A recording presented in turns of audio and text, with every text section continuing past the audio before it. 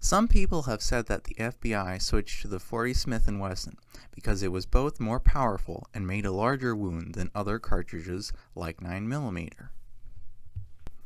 In reality, the problems with 9mm back then was the lack of penetration, not because of any perceived lack of power and not because 9mm didn't make a big enough hole. Specifically, the FBI noticed this lack of penetration problem when a 9mm bullet failed to penetrate the heart of a violent criminal during the 1986 FBI Miami-Dade shootout. This problem was not specific to 9mm. Other calibers, like .357 Magnum, dangerously underpenetrated with certain loads. Back in 1987, there was only one 9mm load that penetrated deep enough. This load was the only exception to the rule that 9mm hollow points were performing badly. Penetration is what makes a bullet effective. If you have a bullet that makes a very wide wound but only has superficial penetration, that bullet is ineffective. More importantly, when you have good penetration with both 45 and 9mm hollow points, the larger diameter of the 45 gives it a small but ultimately insignificant advantage. The reason for this being such a small advantage is that the increase in diameter is relatively small. Fractions of an inch really. Also, as I have explained in other videos, a large and powerful rifle bullet doesn't kill living creatures any faster than your standard handgun calibers do. Some people say that modern bullet technology has increased the effectiveness of all calibers equally. I will use the Extreme Defender bullet to demonstrate why this isn't true. This bullet design made the largest wounds of all the bullets tested. It is, to my knowledge, the best you can get for self-defense ammunition because of this, and because of the fact that it can't fail to do damage due to lack of expansion like hollow points sometimes do. This bullet technology has benefited certain calibers more than others, because its ability to do damage is based on the velocity of the bullet. This round is not a regular hollow point though. Could this be an exception and not a rule?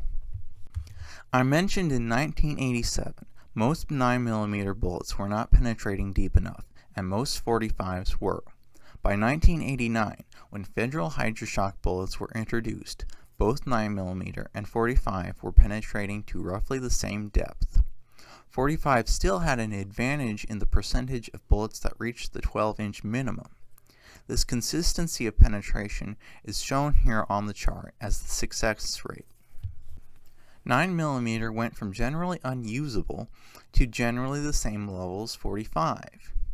In conclusion, even with hollow point technology, some calibers have benefited more than others.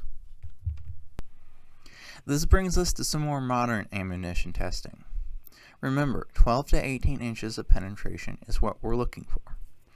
Also, not all of these rounds are hollow points. There are separate charts for wound size in animal tissue as well as barrier performance, which I'll show you later. In general, and excluding gimmick rounds, today's hollow points are consistently good at both penetration and expansion. There are of course exceptions with certain calibers, 25 ACP for example. There is a caveat, however. The bullet has to hit the target at a specific velocity range. When hollow points go too slow, they obviously won't expand. And when they go too fast, they can unintentionally fragment or overexpand. This is one of the reasons why it's a bad idea to select ammo solely on the fact that it's the fastest you can find. This problem can get even worse when you have a smaller diameter projectile going very fast, like some .350 SIG rounds do. Similarly, we see .357 SIG suffering when shot through barriers. This problem is easily solved by either choosing slower hollow points or Extreme Defender type bullets that would benefit from this velocity. What I'm showing you now is some of the reasoning why the FBI recently switched to 9mm. Obviously, 40 and 45 hollow points generally make larger wounds than 9mm does. The FBI says that with certain ammunition, the difference can become minimal. Such a statement may be hard to believe without evidence, so I took the most damaging 9mm, 45 ACP, and 45 Super rounds I could and compared them. The blue line separates the tests in animal tissue and the test in ballistics gel. This evidence seems to reinforce what the FBI is saying for the most part. The 45 ACP and 9mm have very comparable wound size across tests. The plywood used as a barrier was 3/4 inch thick, by the way. The statement about how some 9mm rounds are better than most 40 and 45 is also technically true, because the 9mm round I showed you makes a larger wound than most 40 and 45 hollow points. If wound size was the only important metric in a handgun caliber, 50 action express would be a lot more common. While statistics may vary, the general problem with gunfights is that it's hard to hit a target that's shooting back at you. This problem is worsened when you have a pistol and not a long gun that benefits from the greater stability and practical accuracy that a stock provides. The low recoil and higher capacity that 9mm provides helps you get more shots on target quickly. Larger calibers obviously don't do this. The multiple advantages that 9mm has benefits both experts and novices, which is why I consider it both misleading and oversimplifying when some people say that police departments and the FBI are switching to 9mm simply because of a lack of skill or a lack of money. Now that I've covered common handgun calibers to some degree, I think some people would be interested in how .410 revolvers, like the Taurus Judge, compares, and what sort of ammo would be the best for .410 handguns. This ammo I'm showing you is obviously not the best because it's failing to penetrate deeply enough when shot through heavy clothing. Since few people have actually tested buckshot loads with heavy clothing, I'm going to use the data that I do have and say that triple-aught buck penetrates about 4 inches less when shot through heavy clothing. However, I'd like you to keep in mind that buckshot is already somewhat variable in its penetration, and when you add a barrier like heavy clothing, it adds even more variability that may cause more or less penetration. It's with this in mind that I say we should look for 16 inches of penetration in bare gelatin, just to be on the safe side. In this test, triple-aught 5-pellet buckshot was shot from a long barrel revolver. We see that only 9 of the total 30 projectiles made it to our 16-inch penetration requirement. This doesn't mean that 2/3 of the pellets were totally useless, only that under certain conditions that they won't actually make it to the vitals. So after looking at many tests, I came to a rather disappointing conclusion. The general inconsistency of buckshot penetration prevented any one round becoming a clear winner. I suspect with further testing there would be a winner.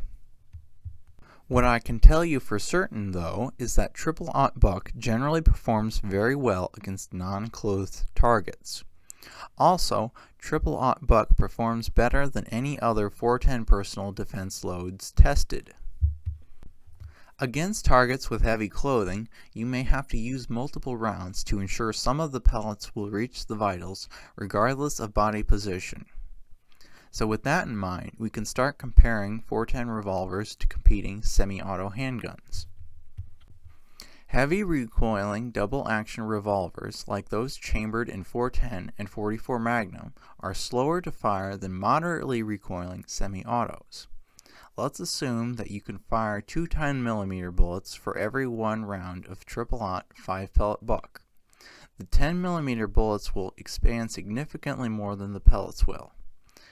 By the way, soft-lead triple-aught buck tends to flatten and increase diameter when shot from a .410 revolver. Of course, we'll also have to take into account the fact that buckshot won't spread out to a significant degree at self-defense ranges. When we look at all the tests with 4-pellet or less buckshot, a .410 revolver has no advantage over a semi-auto in what we'll call adjusted fire rate. Hollow points do penetrate well through heavy clothing, and buckshot may not. The 410 will have an advantage at close range against adversaries wearing light or no clothes. If you are close enough that you won't miss while firing quickly with high recoil, this is where the 410 shines. In this situation, a 410 revolver with 5 pellet buck will have an advantage due to its higher adjusted fire rate. More projectiles downrange in a short period of time gives you better odds of surviving the encounter. It's also important to mention that any advantages 410 revolvers have immediately disappear when you fired all of your rounds and the other guy hasn't. Finally, I believe that a 410 revolver is best suited for use as a dedicated and handy snake gun.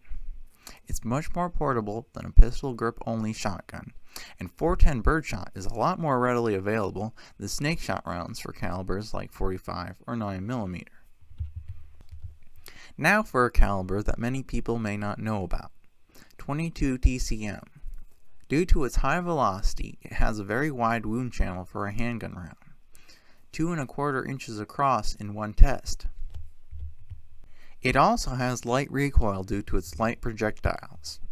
The downsides to this caliber are unimpressive expanded diameter, which is 35 to 40 caliber, significant muzzle flash, and the fact that it's fairly loud for a handgun caliber. Of all of the downsides, I think that the small expanded diameter is the most significant. Remember, a large wound helps you damage blood vessels and organs that you'd normally miss with a smaller wound. Essentially, 22 TCM makes it very likely to damage shallower blood vessels, while making it somewhat less likely to damage deeper blood vessels than a 9mm, for example. This translates to 22 TCM having a larger advantage when the target is squared off and facing you head on, and a slight disadvantage when the target is sideways to you. I say a smaller expanded projectile of 35 or 40 caliber is only a slight disadvantage because it's still only fractions of an inch in difference when comparing it to hollow points, for example, in other handgun calibers. The intent behind the 30 Super Carry was to make a round that fit in halfway between 380 and 9mm. However, if all it did was act like a 9mm, it wouldn't replace anything. I believe that the real advantage here is the fact that 30 Super Carry has higher capacity with largely the same expansion and penetration as a 9mm. This made me ask the question, is it the only caliber that can do this? Most of the guns that are available in 30 Super Carry are smaller concealed carry type pistols. This somewhat hinders my comparisons to the 5.7, another caliber in the higher capacity category. We know that 30 Super Carry gives a 20% increase in capacity over 9mm, which is 20.4 rounds for a full-size handgun. If we round down, we get the same capacity as 5.7 has. These are some of the 5.7 rounds tested. Of all of the 5.7 rounds tested, most are more damaging than 9mm or 30 Super Carry. As far as I know, the only advantage that 30 Super Carry has over 5.7 is the fact that it's available in smaller handguns, and 5.7 is only available in full-size handguns. I feel like I should mention the fact that since there is no compact 5.7 pistols with short barrels, we don't know whether or not this reduction of velocity would also reduce the damage of 5.7 rounds to a significant degree, or would have little effect. Now for the 7.5 FK. For clarity's sake, this is not the 5.7 round I mentioned before. The 7.5 was designed for long-range pistol shooting. The problem with this, though, is that generally police and civilians do not shoot at attacking criminals at such long range. As of the creation of this video, it still hasn't seen any military use either. However, it can still find uses for things like bear defense, personal defense against targets wearing 3A body armor, or for handgun hunting. Of all of these uses, handgun hunting is the only one that will really benefit from the long-range capabilities. However, very few people will likely use 7.5 handguns for these purposes because of the costs of both the ammo and the handgun, as well as the limited ammo availability. Also, FK Burno's website mentions how superior 7.5 is over other calibers when you use the dynamic shock index to compare them. The only problem with such a calculation is that it holds little practical value. It's time to dispel some commonly believed myths. People like to use various lethality calculations or foot-pounds of energy to compare the effectiveness of different rounds. Neither of these things can tell us how the bullets will actually perform in flesh, which is why we use ballistics gel to test bullets. Energy transfer is also largely unhelpful, as changes in tissue density and space ensures that some of the energy will always remain quote-unquote wasted.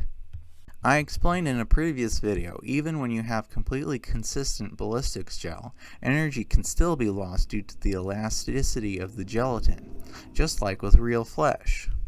It's only when you have significant velocity that you can overcome this elasticity, and then you can cause much larger wounds. All calculations aside, the 7.5 does make an impressive wound for a handgun cartridge. It does more damage than a 22 TCM and would likely only be surpassed with powerful cartridges like 50 Action Express. I would not worry too much if your handgun caliber is not the one that deals the most damage. Poachers use many weapons to kill elephants, including 22 long rifle. That doesn't mean that doing so is a good idea, it just means that the diameter of the bullet has relatively little importance compared to shot placement and penetration. These are all the calibers and ammunition tested. This and all the information I told you should help you find the best caliber and bullets for your needs. Obviously, I didn't mention every caliber or bullet, and I didn't mention any revolver calibers because I believe they deserve their own video.